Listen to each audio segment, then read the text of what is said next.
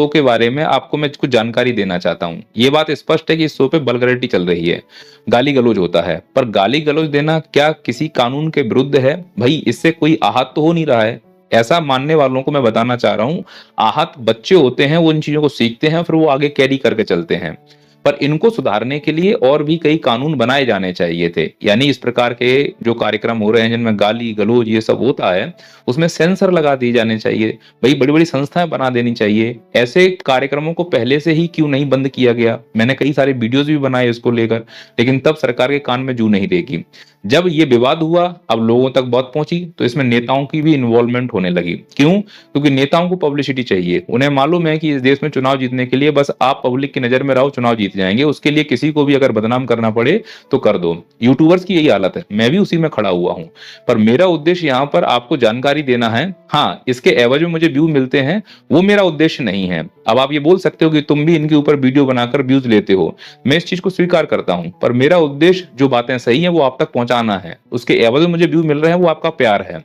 पर इसके पीछे की पूरी कंट्रोवर्सी के पीछे जो रणनीति है वो समझने की जरूरत है कि इसमें पॉलिटिशियन क्यों कूद रहे हैं। उनको सस्ती और फर्जी पब्लिसिटी मिल रही है, तो वो जनता के चहेते बनना चाहते हैं। दूसरा ये समझने की जरूरत है कि इस कार्यक्रम में एफआईआर की क्या जरूरत पड़ गई। भाई ऐसा जो उसने किया है, कोई इलीगल काम तो किया नहीं, इमोरल काम है, अनैतिक है, तो अनैतिक काम को अलग तरीके से ट्रीट होना चाहिए था। इससे पहले क्या बलगर वो जोक नहीं हुए? इससे पहले गाली गलौज नहीं हुई क्या? इससे पहले गंदी मूवियां नहीं आई क्या? तो क्या सबके ऊपर एफआईआर होनी चाहिए थी? अब सरकार इनके ऊपर एफआईआर करके क्या करना चाह रही है? अब जोक पर इंक्वायरी की जा रही है कि किस प्रकार के जोक बोले गए हैं। भाई इंक्वायरी तो उस संस्थान के ऊपर होनी चाहिए जिसके ऊपर ये जवाबदारी थी कि कंटेंट समाज में कैसा जाएगा। वो मंत्री, वो अधिकारी क्या कर रहे थे, उनके ऊपर इंक्वायरी करो। अब उसने तो बोल दिया, भाई उसको अनुमति मिली होगी ना समाज के द्वारा, सरकार के द्वारा, संस्थाओं के द्वारा। उसका काम था, बोल दिया। मंद बुद्धि इंसान था, बेचारे को नहीं समझ में आया, हो सकता है फिर के शो में गया, उसने बोल दिया, उसे पता ही नहीं है क्या है। उसने सॉरी भी बोली है, पर सॉरी से ये बात ठीक तो नहीं हो जाती है, गलत तो गलत रहेगा। लेकिन यहाँ पर एफआईआर होना, इंक्वायरी होना, ये कहां तक सिद्ध हो रहा है? इसके पीछे की मंशा समझने की कोशिश कीजिए। मैं एक छोटी सी कहानी सुना रहा हूं। पहले जमाने में जब नई नई बैंकें खुली थी, तो लोग उस बैंक में पैसा नहीं रखा करते थे। अब सरकार कैसे उस बैंक में पैसा रखवाए लोगों का? तो सरकार ने शायद कुछ इस प्रकार का प्रोग्राम जनरेट किया कि चोरियां करवाना शुरू कर दो। तो चोरियों को प्रमोट सरकार ने तो कराया होगा, भाई सिस्टम कमजोर हुआ तो लोग चोर बन गए। अब चोरियां होने लगी तो लोगों का धन गया, धन गया तो पैसा कहां आया? बैंक में आया। ठीक इसी प्रकार से अगर कोई काम करवाना है तो पहले उसके डर को बढ़ा दो। अब किस प्रकार से सरकार यहां काम करना चाह रही है, जो सरकार की मंशा हो सकती है कि अब हाइप तो बना ही दिया गया है कि अब इसके ऊपर कंट्रोल की जरूरत है, कुछ भी लोग बोल देते हैं फ्रीडम ऑफ स्पीच के नाम पर, फलाना ठिकाना। तो अब इन विचारों के ऊपर, मैं बेचारा कहना इनके लिए ठीक नहीं है, तो ये साले कमीने, पर इन लड़कों के ऊपर जो गांजा फूंक के नशे करके इस प्रकार की गंदी गंदी बातें बोल रहे हैं, इनके ऊपर बंदूक रखे सरकार ने एफआईआर की, इंक्वायरी की। अब सरकार लास्ट में जो पार्लियामेंट्री कमेटी बनाई गई है, एक निष्कर्ष निकलेगा कि अब लाना चाहिए ब्रॉडकास्टिंग बिल। अब यहां पर ब्रॉडकास्टिंग बिल का बंदा फोड़ा जाएगा और उसमें उन यूट्यूबर्स को टारगेट किया जाएगा जो सरकार के विरोध में बोल रहे होते हैं, इन छपरियों की बदौलत। तो इन छपरियों से दो नुकसान हुए। पहला, जो सच्चाई की बात लाने वाले यूट्यूबर्स थे, उनके ऊपर कमान कसने की तैयारी इन छपरियों के माध्यम से की जाएगी। दूसरा, इन छपरियों ने जो गाली गलौज का माहौल बनाया वो समाज को वैसे ही बिगाड़ रहा है। तीसरा, इनके विचार पूरी तरह से समाज के बच्चों के दिमाग में घुस चुके हैं। वो बच्चे पनपेंगे, आगे जाके इसी प्रकार के कंटेंट क्रिएटर बनेंगे। उनको लगता है कि गाली देने से, अश्लील बातें बोलने से फेमस होते हैं, पैसा आता है, तो वो उस रास्ते में बच्चे निकल चुके हैं। पर कुछ लोगों को लगता है कि इनके बयानबाजी समाज को कोई प्रभाव नहीं पड़ेगा। पड़ रहा है प्रभाव। भारत की स्थिति को अगर झांक कर देखोगे तो तुम्हारे बंद कमरे में भले ही प्रभाव ना पड़ रहा हो, लेकिन धरातल पर वो प्रभाव पड़ रहा है। तो इस प्रकार के शो, इस प्रकार के कंटेंट से न केवल समाज को प्रभाव पड़ रहा है, अब भविष्य में जो लोग सच्चाई बोलने के लिए तैयार थे, मैं भी एक उसी चैनल में से हिस्सा हूं, मैं भी बोलता हूं जो गलत हो रहा है उसके लिए। अब वो समय रैना के शो में जो घटिया बयानबाजी हुई थी, पुलिस उसकी इंक्वायरी कर रही है। अरे क्या दिमाग सड़ गया है तुम लोगों का? भारत में अब कोई मुद्दे नहीं बचे इंक्वायरी करने के लिए? अगर इंक्वायरी करना है तो फिर ये इंक्वायरी करो कि कुंभ में भगदड़ कैसे मच गई। इंक्वायरी करना है तो ये इंक्वायरी करो कि मणिपुर में राष्ट्रपति आपातकाल कैसे लग गया। इंक्वायरी करना है तो ये इंक्वायरी करो कि बीपीएससी में घोटाला कैसे हो गया। इंक्वायरी करना है तो ये इंक्वायरी करो कि एमपीपीएससी में घोटाला कैसे हो गया। लेकिन हम इंक्वायरी किस चीज की कर रहे हैं? ऐसे घटिया और छपरियों के जोक्स की इंक्वायरी कर रहे हैं। क्या इनके दिमाग में घुसकर तुम चले जाओगे?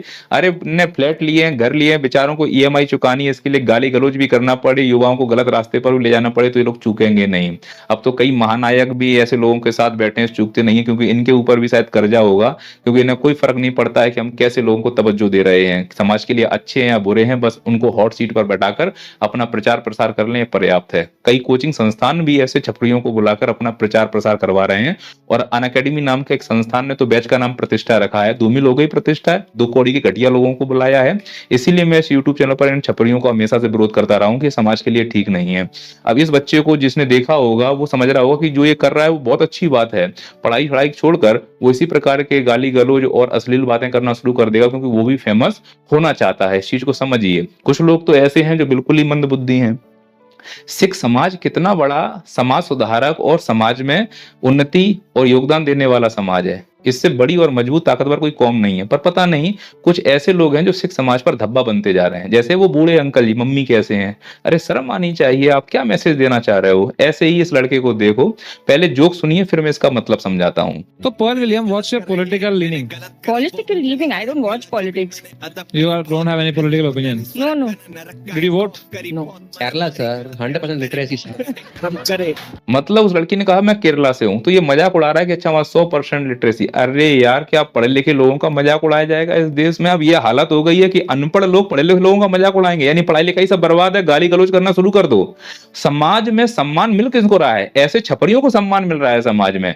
हमारे प्रधानमंत्री ने इसको यूट्यूब क्रिएटर का अवार्ड दिया था, और क्या इसने क्रिएट किया कि माँ बाप के साथ सेक्स कैसे किया जाए।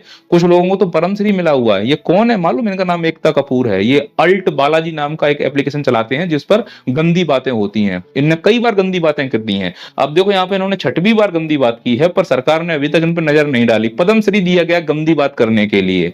आप इस प्रकार के समाज को बनाना चाह रहे हो, इंक्वायरी करना है तो यहां इंक्वायरी करो कि ऐसे घटिया लोगों को इस प्रकार का शो बनाने की अनुमति कैसे मिल गई है। यही शो जब बच्चों के दिमाग में जाते हैं तो उनके अंदर वो हवस उत्पन्न होती है, और जब वो हवस उत्पन्न होगी तो उन्हें मास्टरबेट करने का मन होगा। मास्टरबेट करेंगे तो सेक्स के टॉय बिकेंगे, और सेक्स के टॉय बिकेंगे इसीलिए जो घटिया यूट्यूबर हैं वो आकर उसका प्रमोशन कर रहे हैं, उनको पैसा मिल रहा है। तो समाज कुछ इस प्रकार से चल रहा है कि समाज हमारे दिमाग में, बच्चों के दिमाग में घटिया बातें डाल रहा है, और नाम एफआईआर का लगा रहे हैं, उसके पीछे रणनीति कुछ और है। अगर सरकार, नीति निर्माता सच में चाहते हैं कि इस देश में कुछ अच्छा हो, तो वो इस प्रकार के नॉनसेंस क्रिएटर को, नॉनसेंस कंटेंट को ऊपर से ही ब्रेक लगा दें। एनिमल जैसी मूवीज आ रही हैं, गंदी बात जैसी सीरीज चल रही हैं, कोई भी ओटीटी प्लेटफॉर्म दे लो, बिना गाली के चल नहीं पा रहे हैं। बिल्कुल सॉफ्ट पोर्न भरूर से जा रहे हैं। रील्स में तो कई सारी लड़कियां हैं जो अपने अंग मटकाते हुए दिखाई देती हैं। तो इससे समाज में जो एक गंदगी जा रही है, उस गंदगी को जब निकाला जाएगा तो वो इसी प्रकार के विचारों से निकलेगी, जैसे रणवीर अलाहाबादिया ने अपने माँ बाप के प्रति बोला है। तो निश्चित तौर पर हमें इस पर बहुत बड़ी कार्रवाई करने की आवश्यकता है, पर इसे सोशली कार्रवाई करने की आवश्यकता है। ऐसे कोई बल्गर शो अगर में कॉमेडी की जाए, कोई ऐसे चुटकुले सुनाए जिनमें वल्गैरिटी है, तो ताली ना बजाएं। ताली बजानी है तो एक हाथ से बजाएं, उसके गाल पर। जब तक इस प्रकार की हम प्रतिक्रिया नहीं देंगे, निश्चित तौर पर मैं ये कह सकता हूं कि हमारा देश आगे नहीं जा सकता।